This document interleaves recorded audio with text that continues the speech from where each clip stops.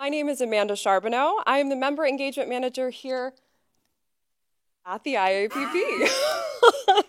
I'm so happy to be here with you all today for our very first live Women Leading Privacy section virtual session, Women Who Inspire, a career panel with IAPP leaders. While there are as many women in the field of privacy as there are men, the truth is that women experience unique challenges and hurdles. The Women Leading Privacy section was created to help serve our membership and advance women in the field of privacy. If you're an IAPP member, we'd love for you to consider joining and utilizing this free member benefit. To get access to the session, learn more on our website, iapp.org. You'll receive access to member and section-specific content and resources, just like our virtual session here today. And before we get started, I'd also like to mention if you're experiencing any technical difficulties, there is a support button in the top right-hand corner of your screen. You'll be connected to a live support technician.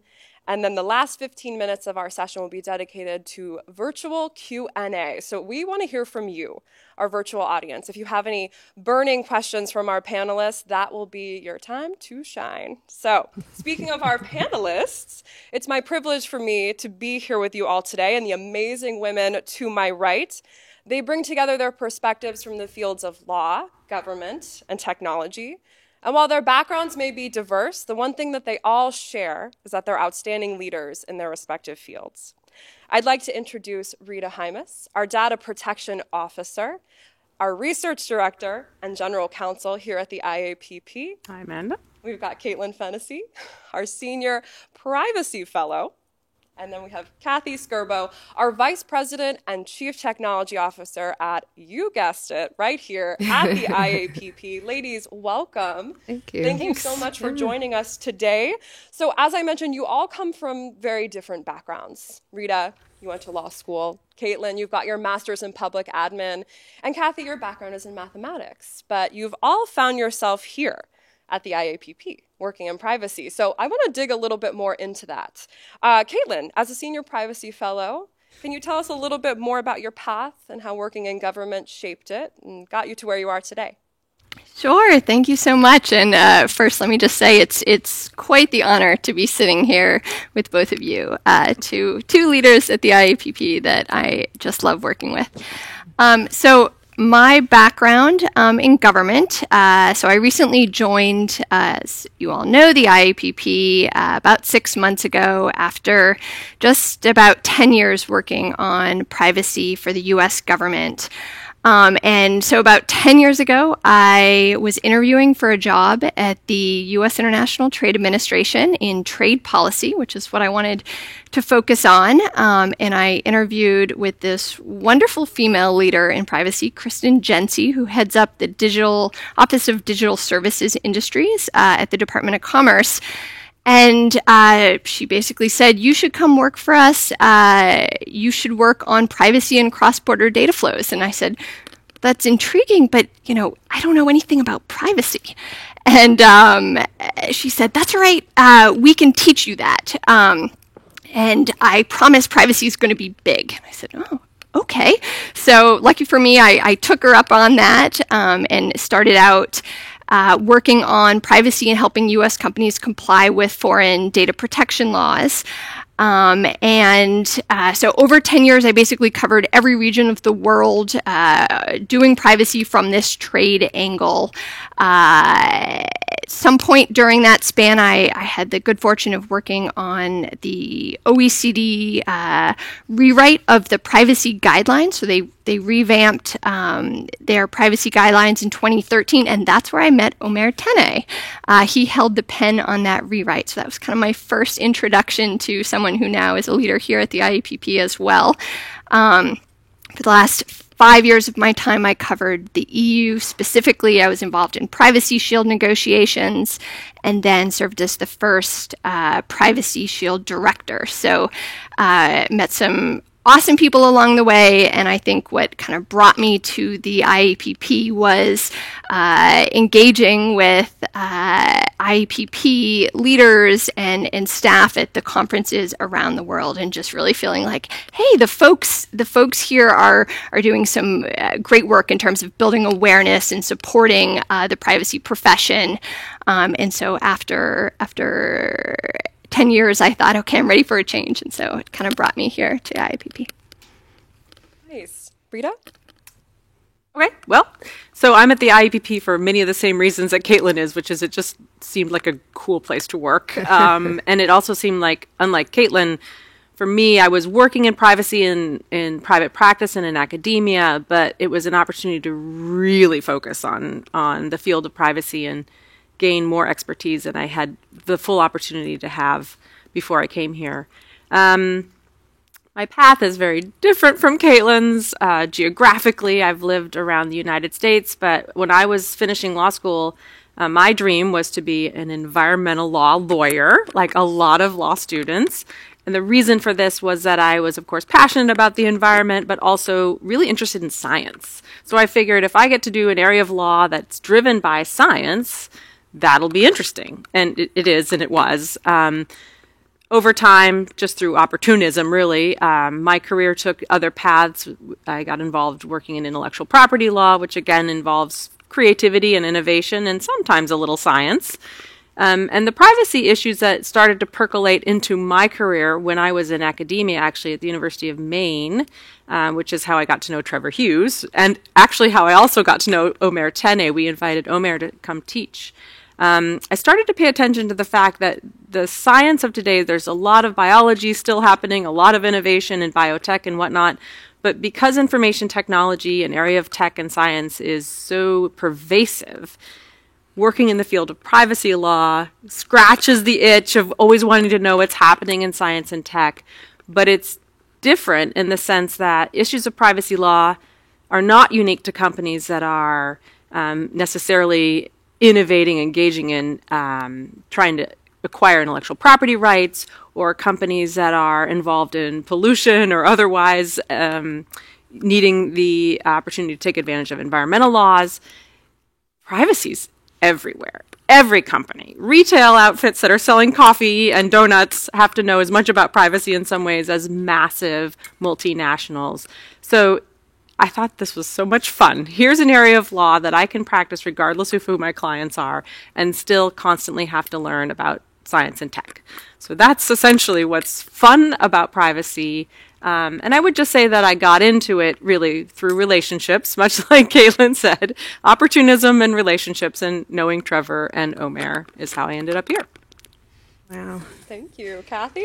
Yeah, so I guess I'm the poster child for one, not knowing anybody in privacy, and two, knowing very little about privacy, but three, I guess similarly, being very curious and wanting to do something new and different. And that's actually probably my career. I've been in tech for 30 years. I've done everything from building apps, infrastructure, security. It's probably the closest to privacy.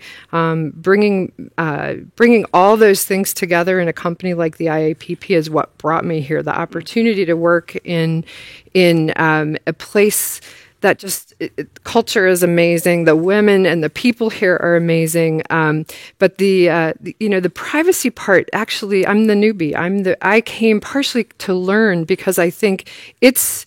So if you're in technology in 2005, 2006, 2007, in security, it was the new thing. It was the thing we were starting to worry about. And where security is now 15 years later, I kind of think privacy is where we were back then. And if we look forward, that's where privacy is going to be from a technology perspective. So for me, I felt like what a great opportunity to get involved in a time where it's starting to shift more to tech. Some of the laws that are changing are impacting all the different companies, the technology disruption that's happening happening is actually causing some of the privacy issues, as we all know, with AI and machine learning and things like that. So for me to come here was a lot less about who I knew, and just, I guess I feel very lucky that, I was 3 miles away and had really no idea about privacy, and now coming here and recognizing I still don't know a lot about privacy,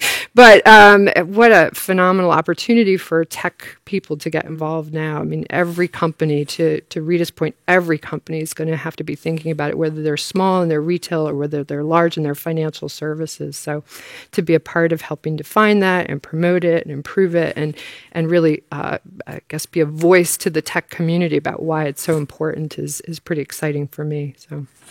Great. Thank you, Kathy. Sure. And I want to encourage you all to interject, ask questions, keeping it casual. I want to note, so before you all started at the IAPP, technically your roles didn't exist in a formal sense. So Rita, I'm gonna put you on the hot seat because you've got the most titles. I have the most titles that didn't exist. I have 3 titles that didn't exist before you. Yes, so we're working on that. Tell us a little bit more about how you sort of shaped your role here at the IAPP, any challenges you've incurred along the way.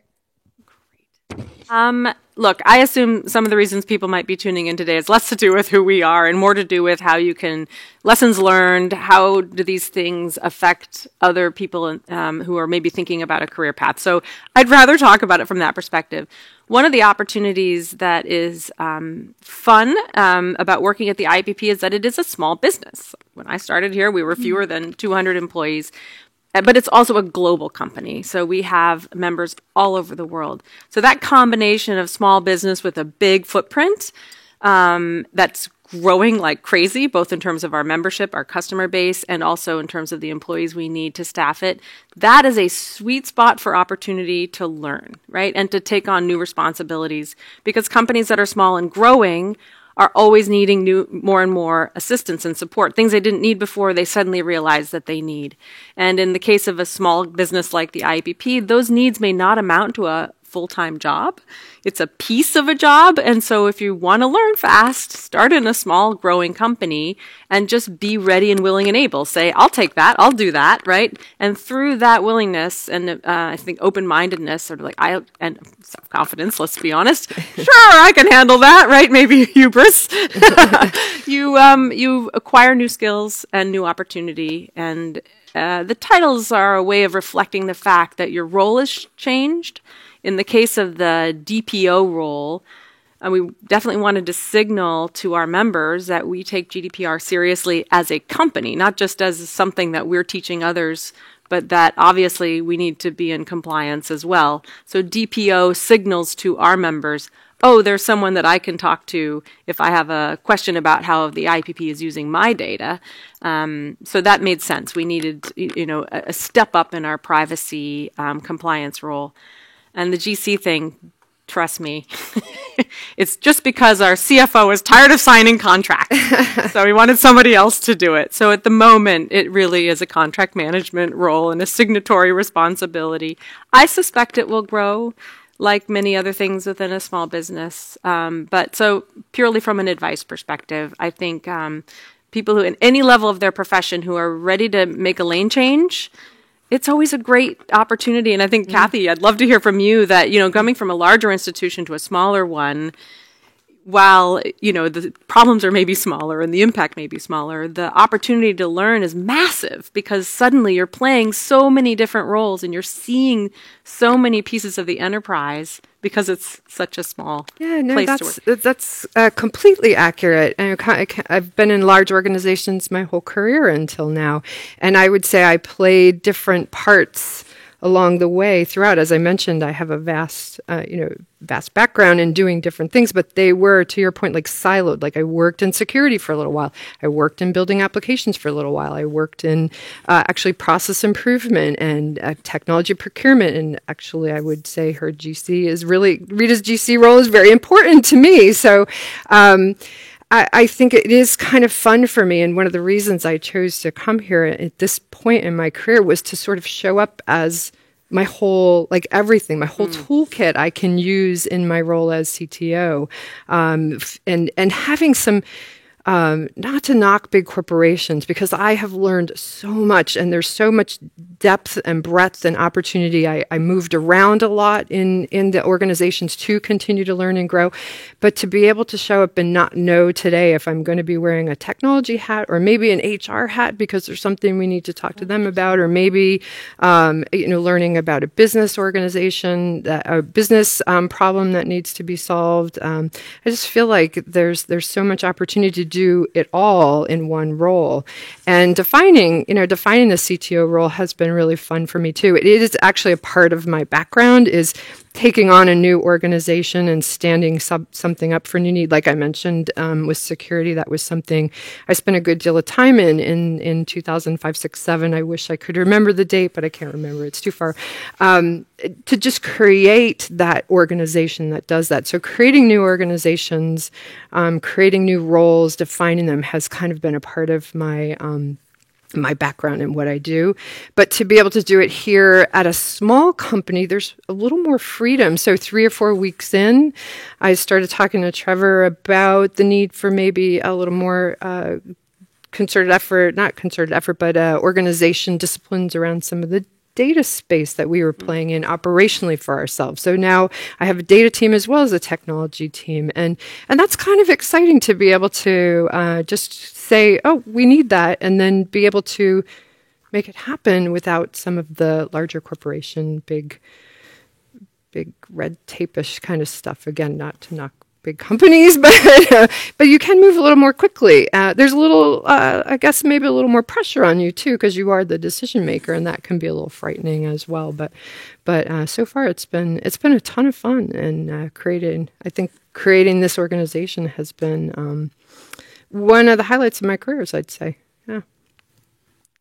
Ladies, what would you tell someone who maybe feels a little bit reticent about taking on a role that didn't exist before them, knowing that they have to shape it and there's no rules or guidelines or any of that? What would you tell someone? Oh, I'd love to tackle that. I guess my advice would be to jump in and ask a lot of questions and engage with the community in terms of engaging with folks who are leaders in that space and who can share their thoughts and advice with you. I feel like the opportunity to learn from others who are doing something that you have less experience in is always so valuable. And if I can also just kind of piggyback on what we were just discussing, for me, when I came in to the IAPP, one piece of what I was asked to do was to lead our privacy engineering initiative. And to some extent, this is an area where Kathy almost has more experience. I know. I think I kind of inserted myself in there pretty quickly. It's awesome. And I've learned from you and so many others. And I remember when I was speaking with Omer and Trevor and folks here about this role, I said, hey, I don't have the technical skills. I don't have the background in privacy engineering myself.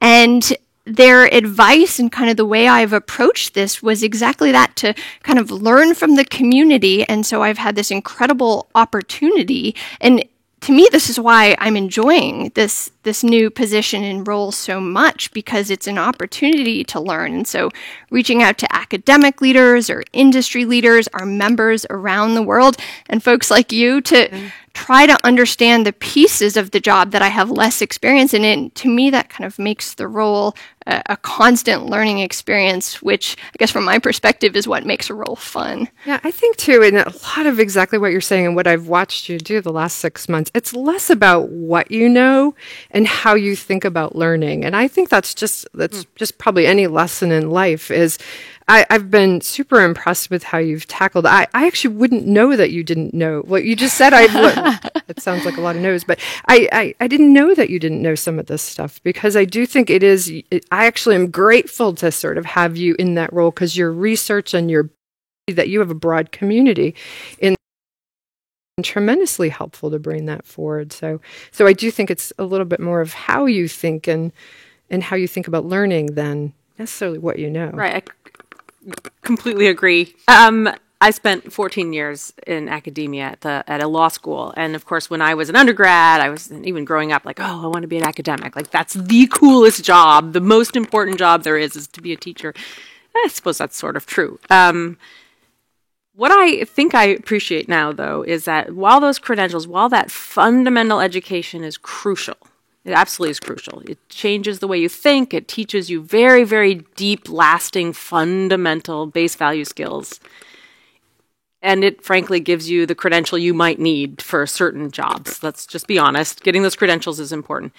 That's not the end of it. You can't stop there, and you won't be able to stop there. If you stop there, you're done. Like, you're dead. So that's why there's even a market for a company like the IAPP. That's why this particular organization is so reflective of our time, I think.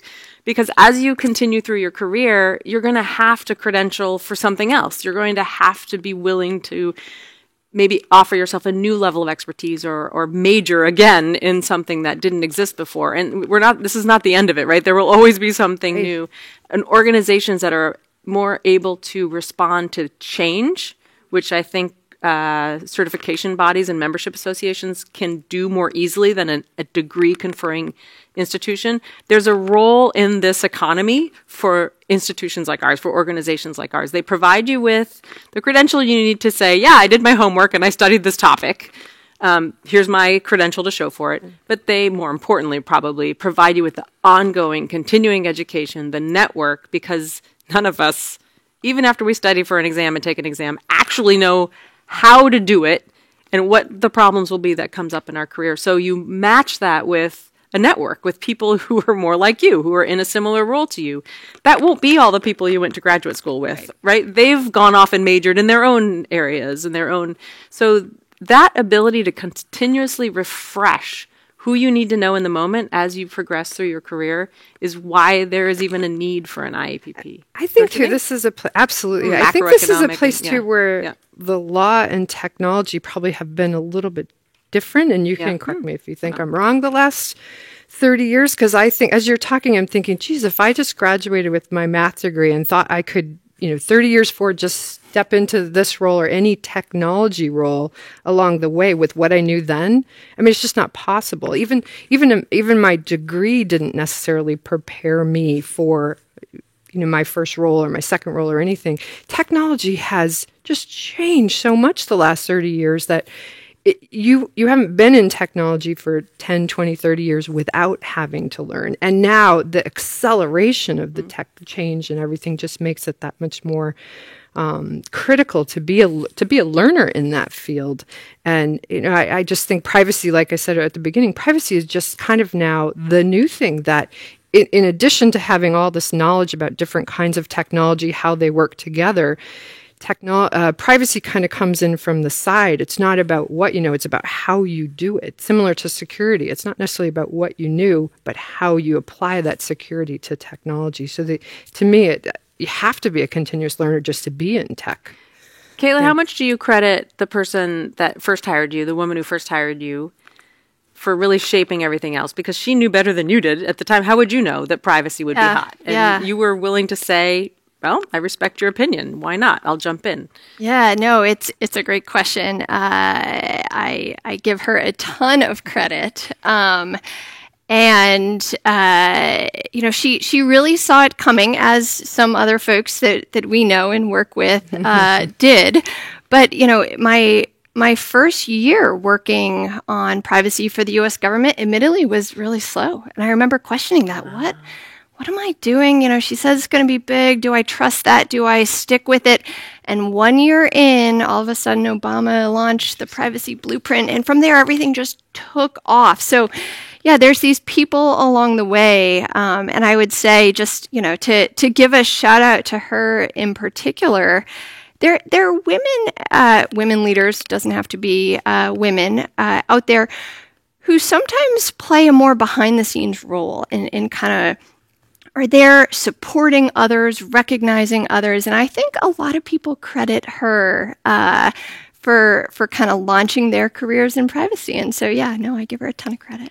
Yeah, I think the lesson here is really to just be a consummate learner and be adept to change. I mean, really is what I'm seeing as the common thread. And, Kathy, I'd be curious, have you had more than one pivot in your career? And for someone who maybe is a little bit averse to change, how does that sort of shape up? And how has that made you a stronger leader and helped you? Yeah, so there, I unpack so many different things there. I am not averse to change. I actually love change. I lean into change, sometimes to my own detriment, perhaps.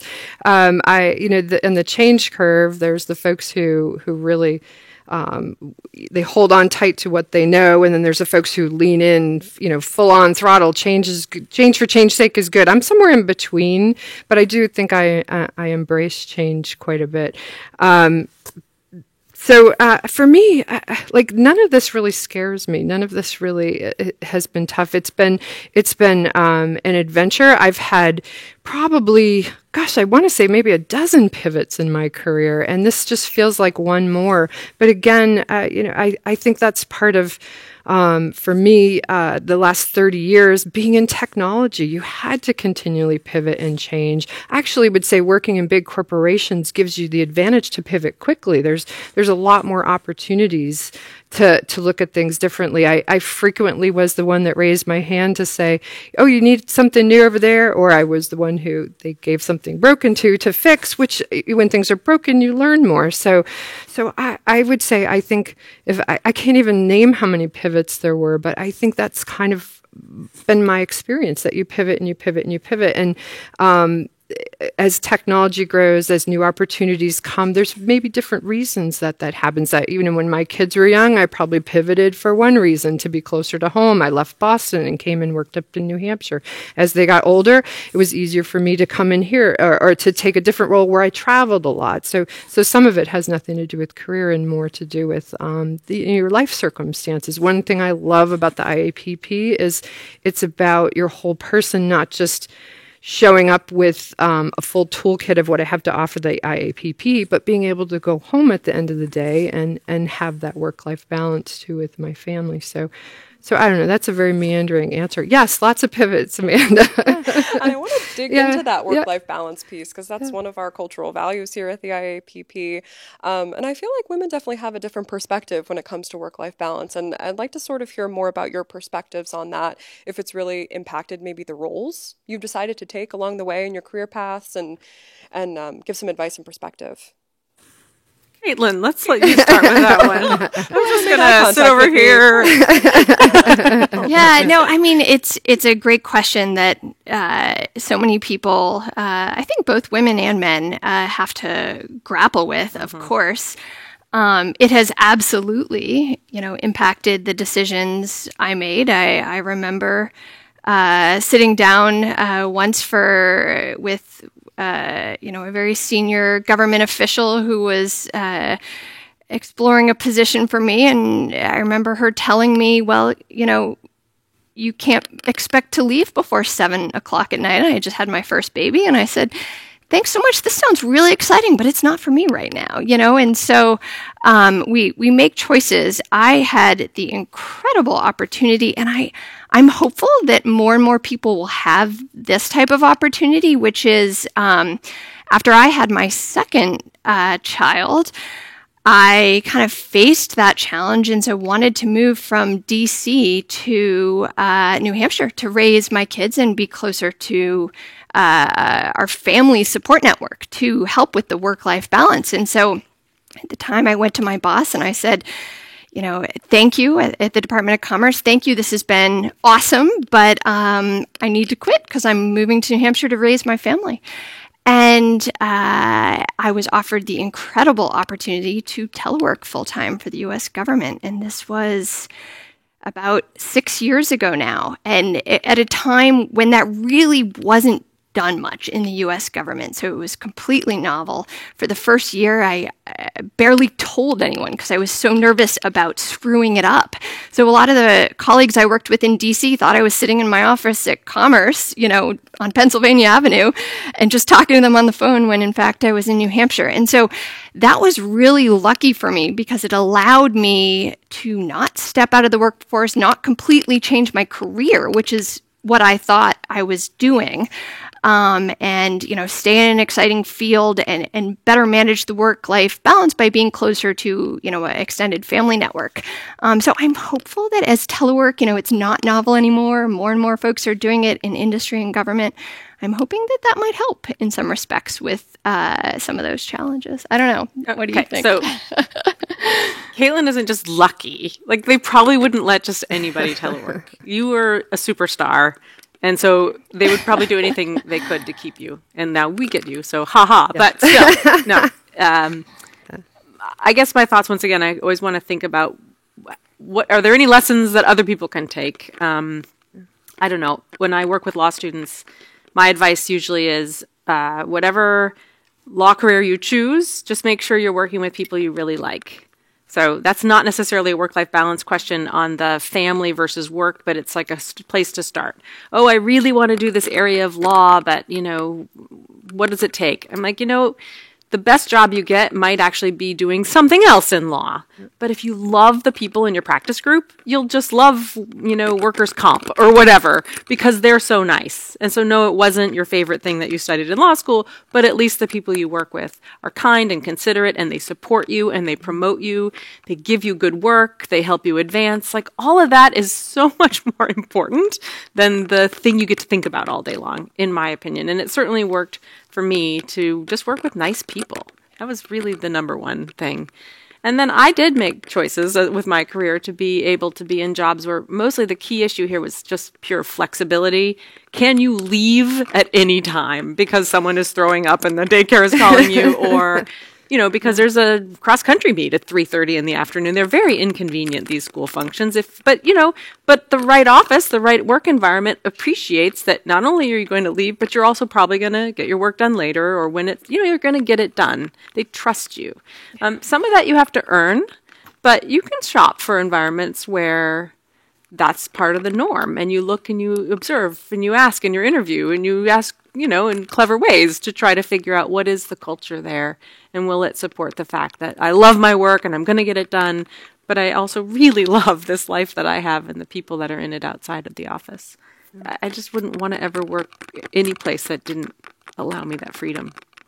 Yeah, I love that. And I love it just so much has changed. My kids are older, and so much has changed. And I remember, I don't mean to be like the old person on the couch, but I remember when your choice was you could leave and raise your kids, or you could, work 7 in the morning to 7 at night. And some of the choices now we have, put it back on technology. It's because of technology, really. It's the video conferencing, it's the laptops, and they've been around for a while, but I think it's the change in the way we work, and everything has been enabled by technology. And I really do wish that we had some of those options at the time. My choice, I was happy with my choice to stay in the career and put my kids in daycare, but it was hard. When I was in Boston and traveling to New Hampshire, you'd get up in the dark and you'd leave in the dark, you'd get up in the dark and you'd get home in the dark. You'd see your house on the weekends, really, in the light. And so I love the options that are available to people today. And I 100% agree, Rita.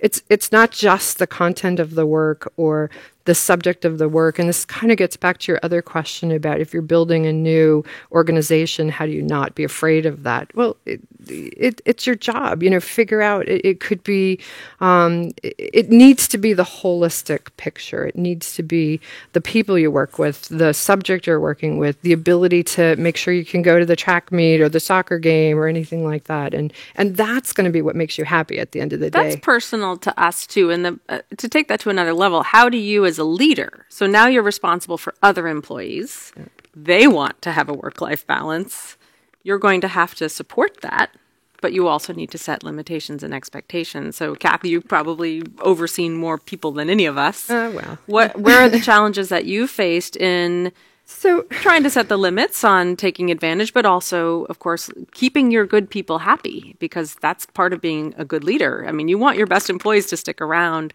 so you want them to feel as though this is, the right environment for them.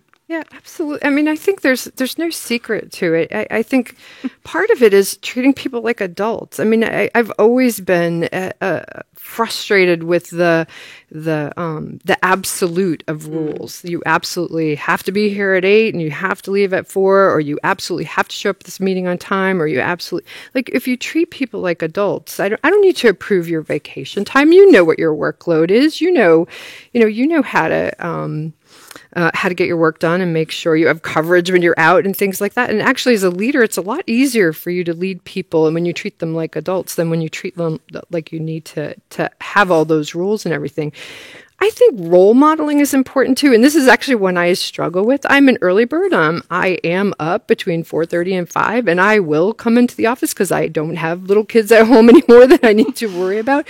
And I think sometimes people think, she's working long hours. She expects me to work long hours. So I have to consistently say, I'm not the poster child for work-life balance. If you have little kids, I'm not. So you have to be, I think, open and honest. And I think the other thing is you have to be, like, EQ in a leadership role is so important. Understanding that you don't have 10 people that all have the same things. You don't know what someone's going through when they're not physically in the office, or when they're in the office but they have a sick parent or sick spouse or something going on that they can't control financially, and it's in the back of their head. And you have to be willing to listen, to understand, and to make those accommodations. And when other people come to you and say, hey, that's not fair, it can put you in a bind because you're not privacy, right? You're not going to tell people what someone else is going through, but you have to get them to understand that as a leader, you have listened to this person and you understand that there's circumstances that need a little accommodation and things like that. So it's not a secret answer. It depends, but I mean, I'm sure you've seen these things before as well. And exactly Caitlin's example of, I need to go to New Hampshire. I need to raise my kids differently. We're going to accommodate you. That's a leader that listens to you. Because she's no, totally. But I mean, that's the point. Otherwise, Caitlin's like, sorry, I have other options. But but I'm sure part of why she's worth it is because you're worth it, by the way, is that she was treated that way. Right, she earned that, right, but it's because she was treated like she was valued and she was motivated to work hard. And if you were working long hours and you weren't being treated well, we'd probably been like, yeah, thanks for working from home. I'll find something in New Hampshire. So it's both sides, but I think you got to listen and you got to learn and you got to recognize everybody's different. So. And it creates so much loyalty if you do that. Absolutely, I think yeah. Show trust in people and provide those accommodations when they're needed. Then folks are that much happier with their jobs and they give that much more back. So. Absolutely, yeah, absolutely. So. Very interesting. Well, Kathy, I'm going to hone in on you as a self-proclaimed privacy newbie. Can you share with our virtual viewers any challenges that you've come across being new to your role and how you've navigated those? Don't tell the ones that are privileged and confidential. Thank you, General. I have nothing to share. Everything is wonderful. I would like to plead the fifth. Yeah, it's been an interesting challenge anyway to come into a leadership role in an organization at the level and really not be a privacy expert, to feel that, on the one hand, I do have the confidence to believe I belong here and I'm helping. I do also worry at times that people think, oh, she doesn't know anything about privacy. What's up with that? So I do think it's probably been myself inside. My challenges have been built inside. And I think, interestingly enough, it's probably been less about the shift to privacy, although it's just you get back to that ground where you're new and learning again. So you have to build up your expertise and your confidence and know how to apply it to your technology or your role.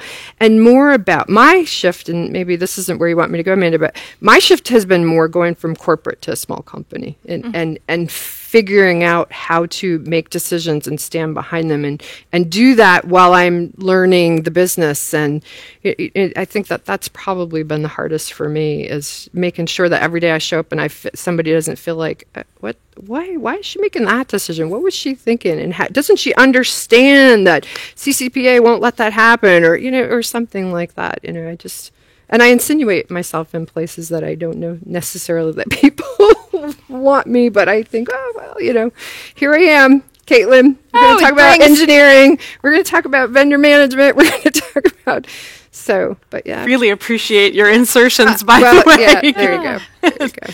Yeah. And I love that too, because I feel like, one, you have the confidence to insert yourself in situations where maybe you aren't the subject matter expert. And I kind of want to touch on the whole imposter syndrome thing that, a lot of women do face, men as well. But I'd be curious to know, you're all very high up in your fields, respected leaders. How do real. you combat that? Like, I don't know what I'm doing, but I need to look like I do. So how do you navigate those waters? Because I'm sure. I actually took an acting class in college, and that helps a little bit. I'm Does it? totally kidding, but no, I really did take an acting class. I was really bad, but you look like you have a serious answer to no, that because question. I'm really thinking about this. Where am I in situations where I admit that I don't know what I'm talking about? Probably But every I day, don't at think least a little you bit. don't.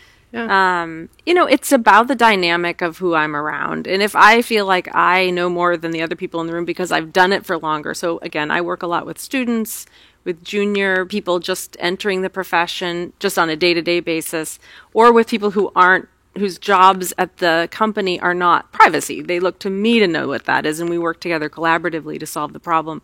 So again, we're a team of like one, and then everybody else in their domain. So I would say the situations where I most feel like I am out of my league are the technical ones, and my solution is just to confess my ignorance and ask people to gently teach me what I don't know, because I'm more dangerous if I pretend that I do, right? And I try to because in privacy, the answer, the legal, if you will, or compliance answer often depends on how the technology works. They're completely interrelated.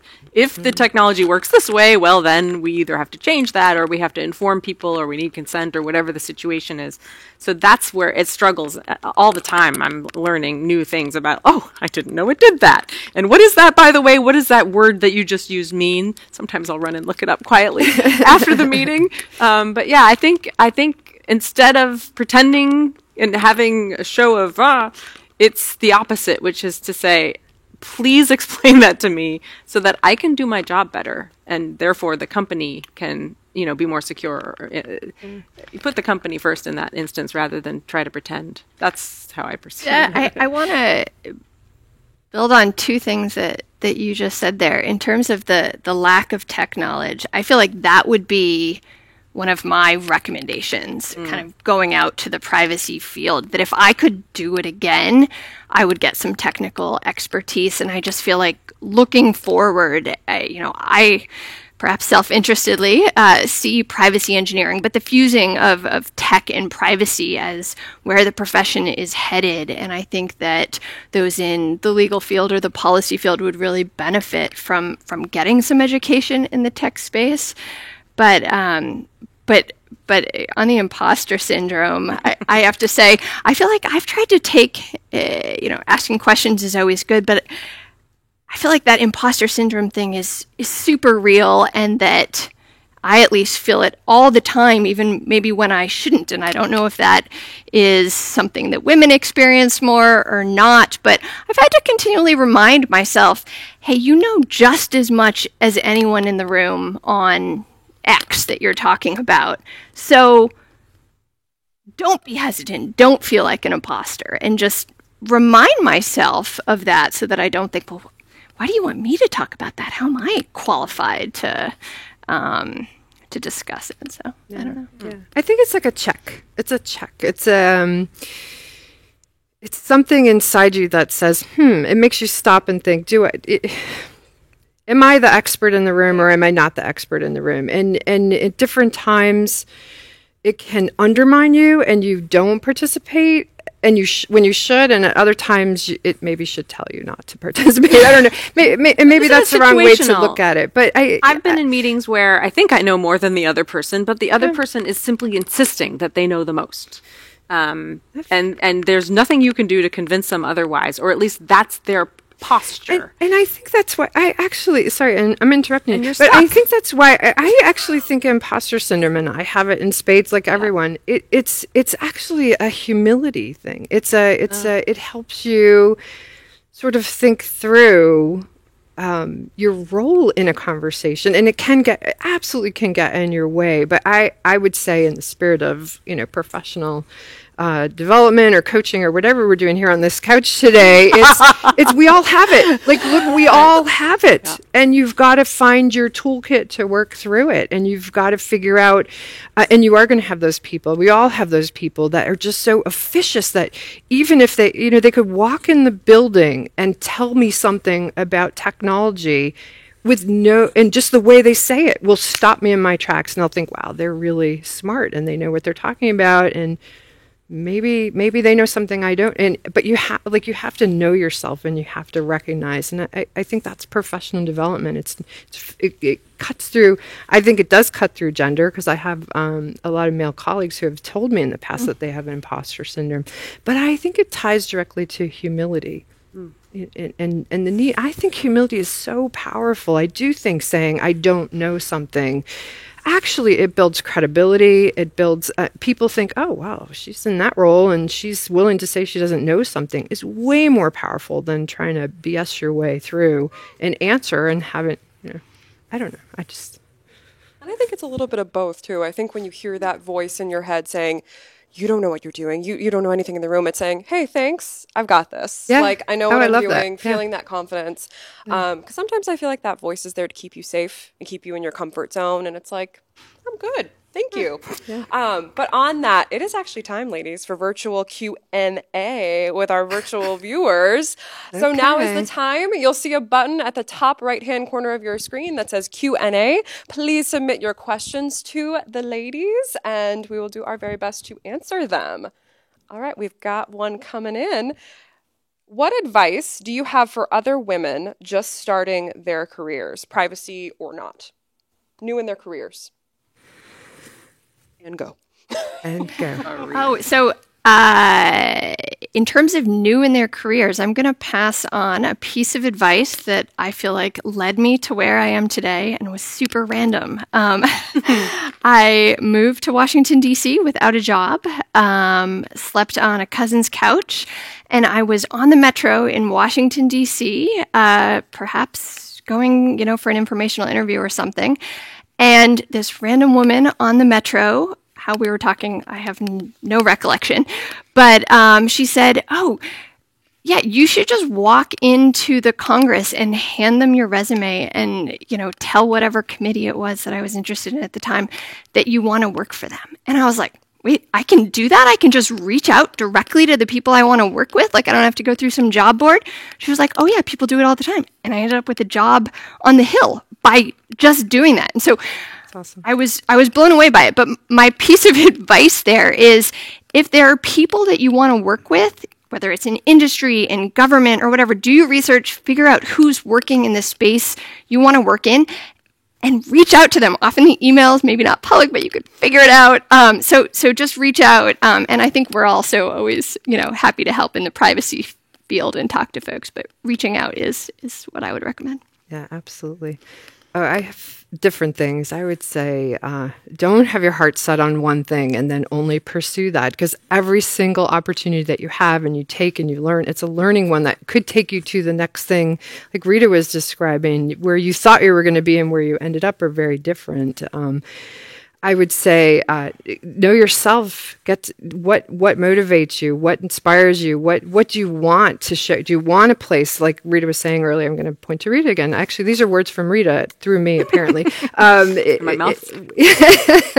What kind of work-life balance do you want to have? Who do you want to work with? The network is so important, and I 100% agree with what you're saying. Pick up the phone, email, call, reach out to a network, reach out to someone who may have a network. Use tools like LinkedIn to try and find people who maybe find people who know people. But then I would say, but it's on you. Like, don't pick up the phone and call somebody and say, hey, could you get me a job? It's more, could you get me an interview? Could you get me, could you find a place that maybe I could learn more about this? Like, explore. And then once you have your first job, there's a whole other set of things I would say. Like, do those things that maybe put you out of your comfort comfort zone, that maybe definitely do anything, try anything, try different things, and be open and be a continuous learner. Because I would say, graduating with a math degree, if you told me, even 15 years into my career, that I'd be in some sort of tech career, I probably would have told you were crazy. But yeah, I don't. The common thread between what you both said, that as I was just thinking about that, is that you're actually able to have a personal relationship with whoever it is you want to work with. So by going into Congress personally, humanly, physically being there, they can see who you are, talk to you, meet you, and instantly know this is a competent, bright, attractive person, and I want to spend more time with her, right? We live in such a virtual world. Everyone's always texting and social mediaing, and there's very little human connection. But you'll find that your job comes when you have a human connection, and you Skype with someone to say, hey, I'd like to know more about the job, but can I set up a Skype? Physically see each other, show your face, be human. It makes a massive difference on your perception of someone when you can turn them from a piece of paper, a CV that they've worked over for hours and hours and hours, to an actual person that you can talk to and relate to and look in the eyes.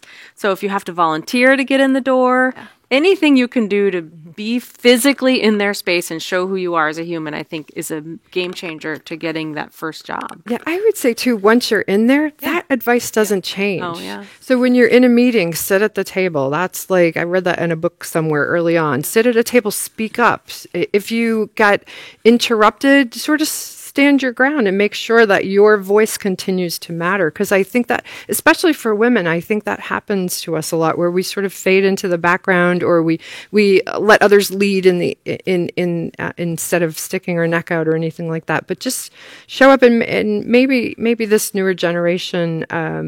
Again, I'm aging myself here, but maybe it's different. I mean, a lot of my son's friends, women, they're very strong, and they really have that sense that they belong.